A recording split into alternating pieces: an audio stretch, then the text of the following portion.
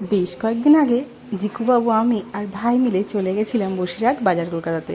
কেন গেছিলাম, কী কারণে গেছিলাম, তার ছোটো ছোটো ভিডিও ক্লিপ কিন্তু তোমাদের সাথে আগেই শেয়ার করেছি। তাই ভাবলাম আজকে চলো পুরো ব্লগটা নিয়ে হাজির হই। এখানে দেখো জিকুবাবু রেডি হয়ে গেছে আর আমি আর ভাই কিন্তু বেরিয়ে পড়েছি ওকে নিয়ে। প্রথমে ভেবেছিলাম মামামকে নিয়ে যাব, কিন্তু এই যা গরম রৌদ্র, ওকে আর নিয়ে গেলাম না, বাইরে বার করতেই সাহস হয়নি। তারপর ভাবলাম না, নিয়ে গেলেই ভালো হতো, ওর আগ্রহটা হতো ওখানে। কিন্তু স্কুটিতে যেহেতু চারজন হবে না, খুব কষ্ট করে বসতে হয়, ওই জন্য তিনজনে মিলে গেছিলাম। ওখানে ছিল একটা ড্রয়িং কম্পিটিশান।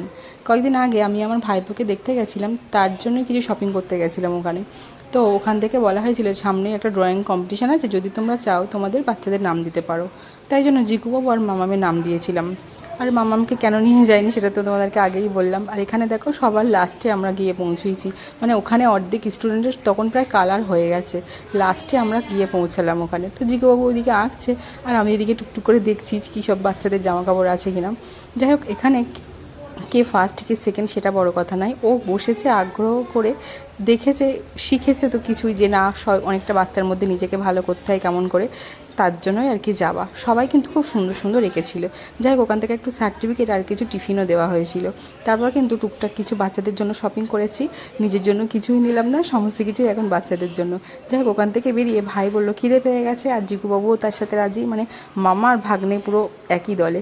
তো ঠিক আছে চলো তাহলে, কোথায় যাবি? তো পাশেই যেহেতু চিল আউট ছিল, ওখানেই আমরা যখনই বসিরহাটের দিকে যাই তখন ওখানে, নাহলে সোনা হোটেলে খাওয়া দাওয়া হয়। তারপর বললাম ঠিক আছে, হইচইতে কখনো যাওয়া হয়নি, ওরা গেছে আমি কোনো দিনও যাইনি, তাহলে চল ওখানে, ওখানে খাবার কেমন কী ট্রাই বা কেমন স্বাদ নেওয়া যাবে। তার জন্য দুটো বিরিয়ানি অর্ডার করা হয়েছিল আর চিলি চিকেন। ব্যাস, মামা ভাগ্নে খেতে বসে পড়েছে আর আমিও ওদের থেকে একটু ভাগ নিয়েছি। আমাদের কমপ্লিট। তারপর কিন্তু আসার পথে খুব সুন্দর একটা ফুলদানি পছন্দ হলো, ওটা আমি নিয়েছি। আমি এখন দেখি ওটা সবার ঘরেই প্রায় আছে, তাই ভাবলাম নিয়ে নিই। ভাই বলছিল নিতে হবে না, কিন্তু আমার পছন্দ হয়েছে, নিতে হবে। তোমরাই বলো তো কেমন হয়েছে। তো আজকের ব্লগটা এই পর্যন্ত, ফিরে আসছি আবার অন্য কোনো ব্লগ নিয়ে। ততক্ষণ ভালো থেকো, সুস্থ থেকো, বাই। আর আমার ব্লগটা কেমন লাগলো সেটাই কিন্তু জানিও। টাটা।